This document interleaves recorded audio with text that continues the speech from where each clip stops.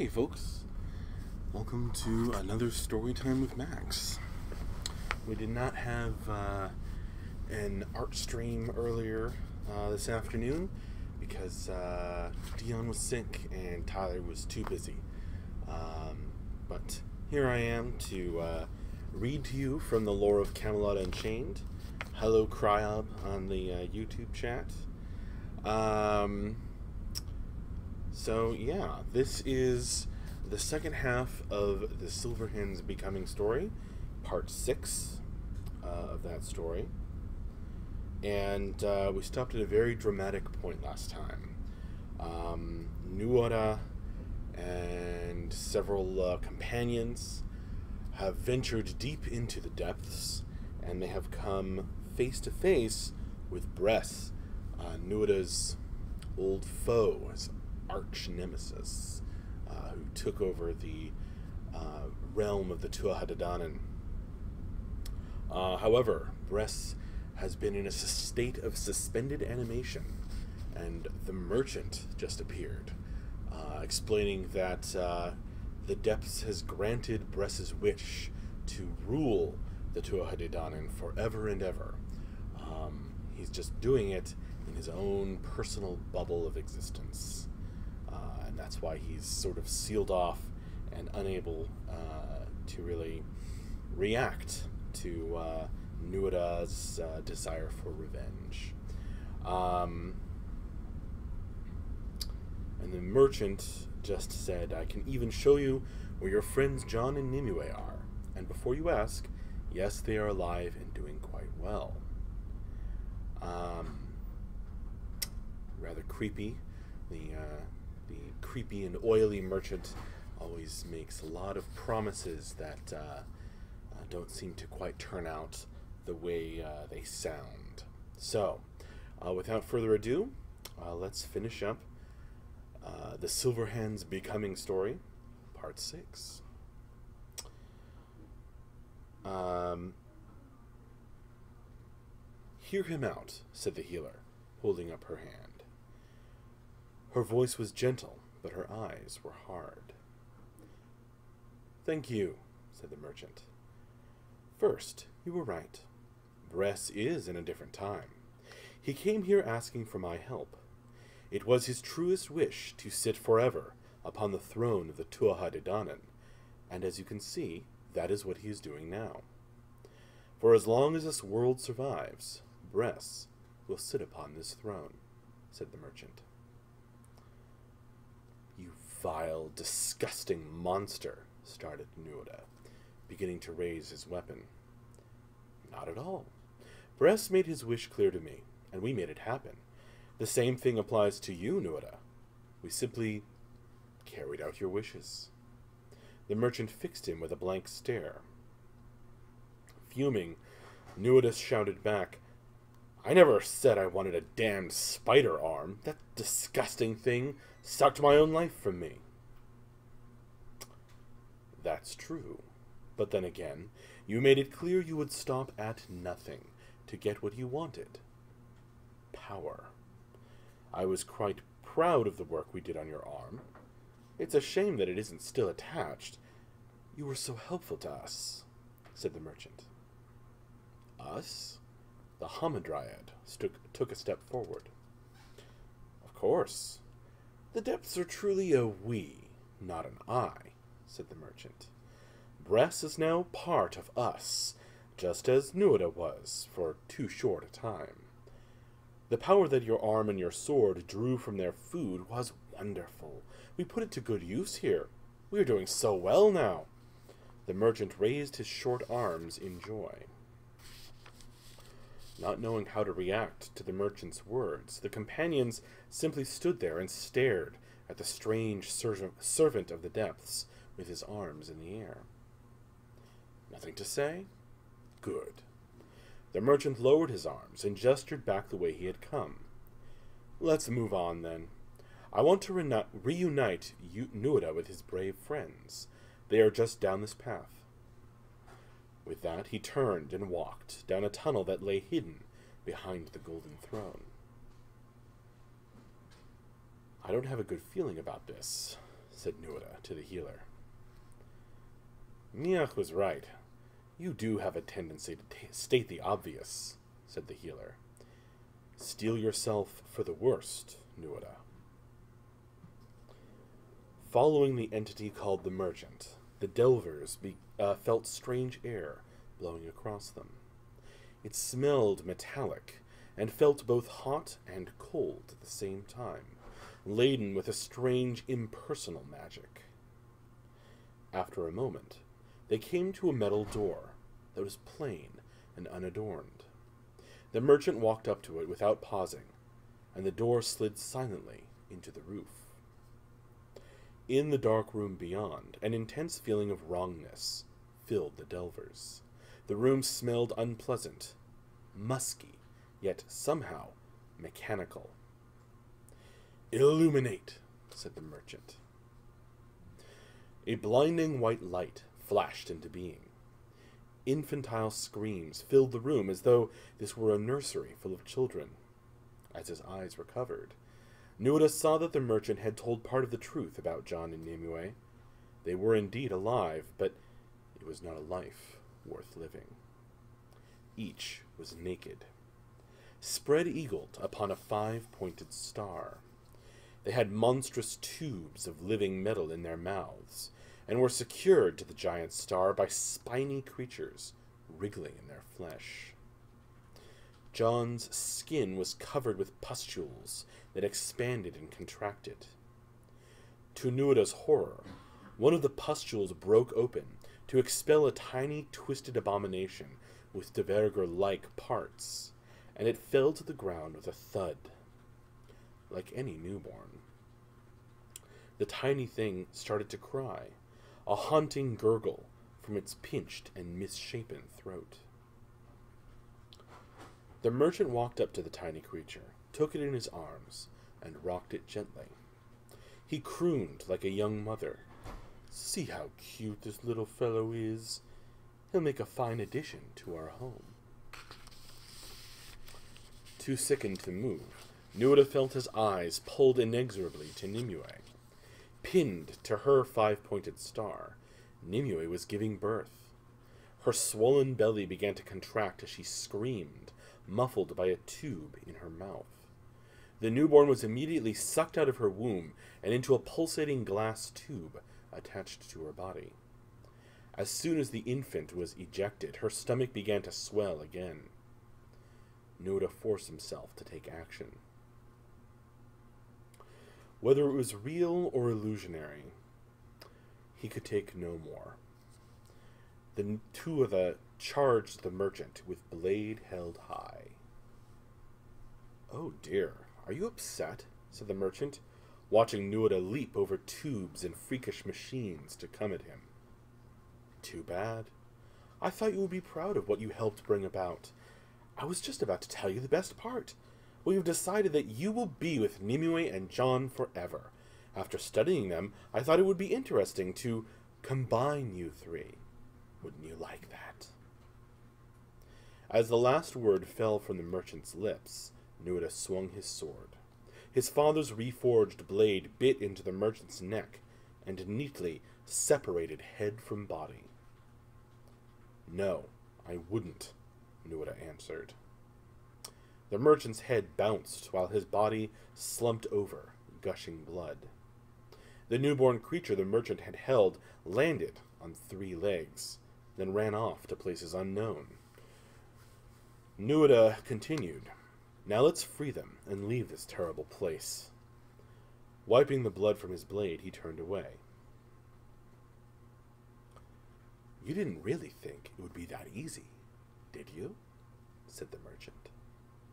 Turning back in shock, the companions found the merchant was standing up again, walking back, as a new head slowly emerged from his body. "After all, this isn't a fairy tale or some folk story," said the merchant, shaking his newly formed head.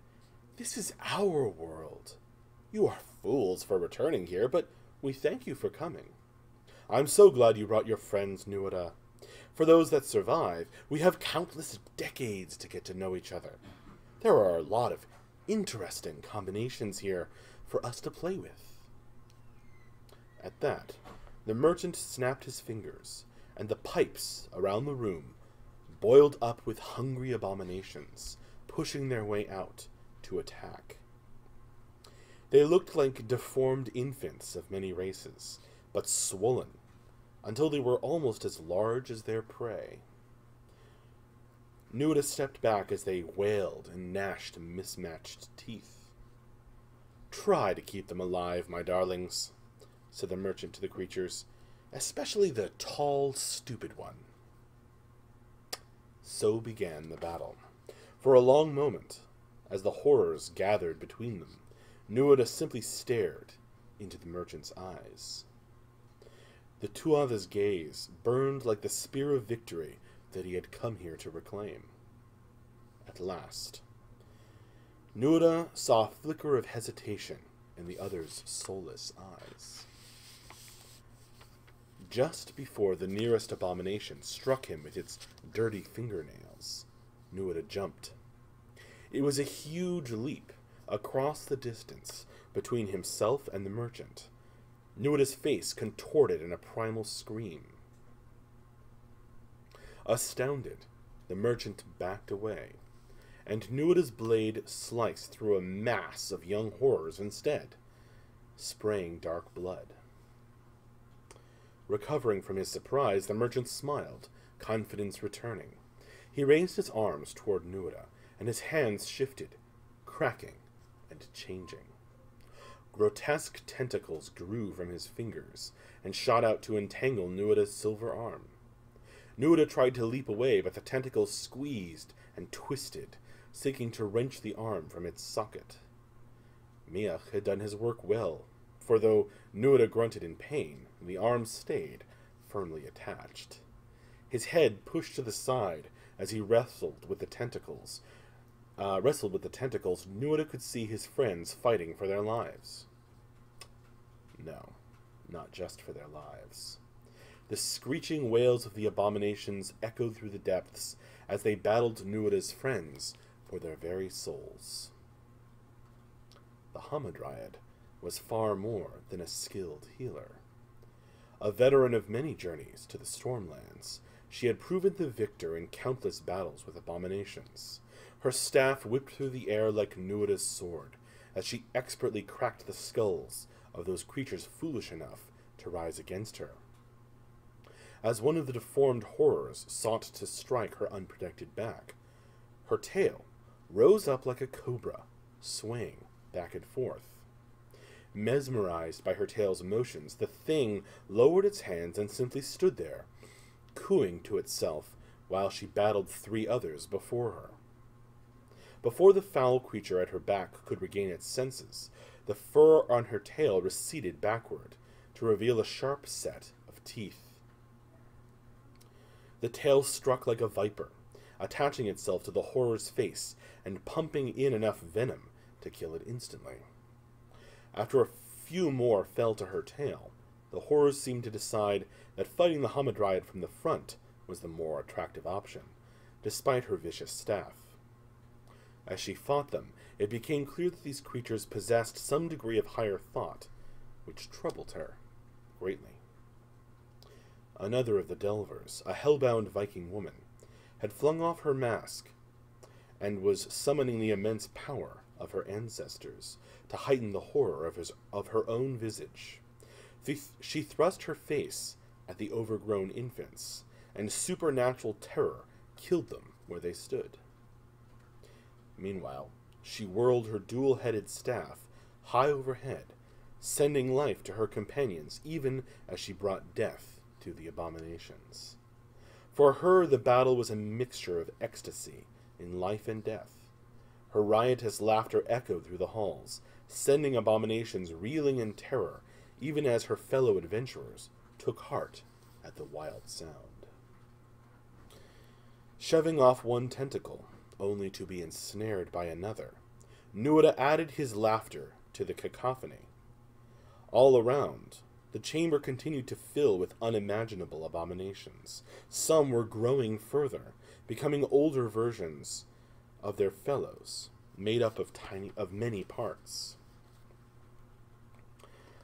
Twisted combinations of male and female organs, teeth, feathers, claws, and tentacles made the room a living, screaming nightmare. A gargoyle among the delvers proved to be a mighty mage. His blasts of magic lit enemies on fire, burning them like logs in a hearth. Somehow their screams of pain reassured his companions.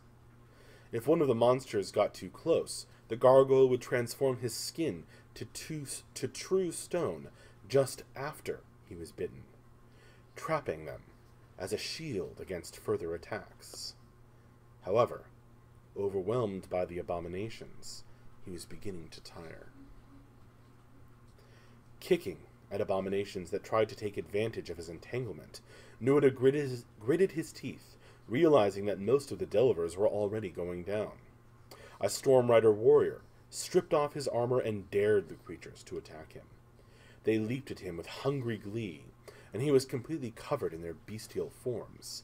Their combined weight brought him to his knees, clawing and biting, but the warrior fought on, his scars aglow with his efforts. He seemed able to almost ignore his physical injuries. When the Stormrider's right hand was bitten off, he simply switched his weapon to his left. His will was indomitable, but his body eventually gave out and collapsed to the shifting metal floor. Across the room, a pair of Lucropons were fighting back to back, fiercely defending against the tidal wave of creatures that threatened to engulf them. These two weren't great warriors, but seemed to possess a limitless bag of tricks to distract, delay, and damage the enemy creatures. Nuada watched the pair maneuver near a vat of acid and taunt the horrors to come. When the abominations charged, howling with strange cries, the two Lucropons vanished. Dozens of mad creatures ran headfirst into the pool, then screamed as they dissolved. When the victorious Lucropons reappeared, they congratulated themselves and turned to face their enemies as one. However, they could not see the vat itself coming alive behind them. It became a metal mouth, vomiting up the abominations as smoking, acid-infused things. Overwhelmed by the sudden attack, the pair of Lucropons were knocked to the floor, and a gruesome feast began. Fighting to get his silver arm free, Nuada felt the all-too-familiar prickling of despair. The horrors kept coming. No matter how many the companions destroyed, there were always more, a supply as infinite as the evil of the depths. The only hopeful sights were in another part of the room, near John and Nimue, where a Valkyrie and a young Tuatha-De-Danann warrior were ripping through the abominations. The Valkyrie was in full bloom. Her wings burned with vibrant blue fire, which ran down her arms and over each of her two spears, searing the enemy with each blow. Scores of the creatures lay burning and dying at her feet, as she taunted more to come for her. Blood spattered the woman as she seemed to grow stronger with each attack, spitting them 2 or 3 at a time, like skewers through meat.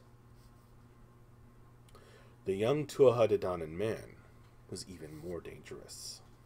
Though his sword was not so well crafted, he tore through creatures in a great arc, slicing them in half like Balor's eye. Through all the horror and welter of dark blood, his face remained impassive, taking no pleasure in the battle. A supernal warrior, but one controlled in his actions and choices. Despite his youth, the man's skill was incredible, perhaps approaching Nuada's own. If anyone else could rescue Nimue and John from this horror, Nuada believed it would be this young Tuathan. Thus ends the 6th part of the Silverhands Becoming story. Thank you all very much for listening. I I hope you enjoyed the horrific battle in the depths. It's always fun to work on it and read it aloud for you folks. Join us tomorrow. I think we're going to have an office stream, so come hang out if you like. We'll be playing music and working. And that's it. So see you later. Thanks again, and have a good evening.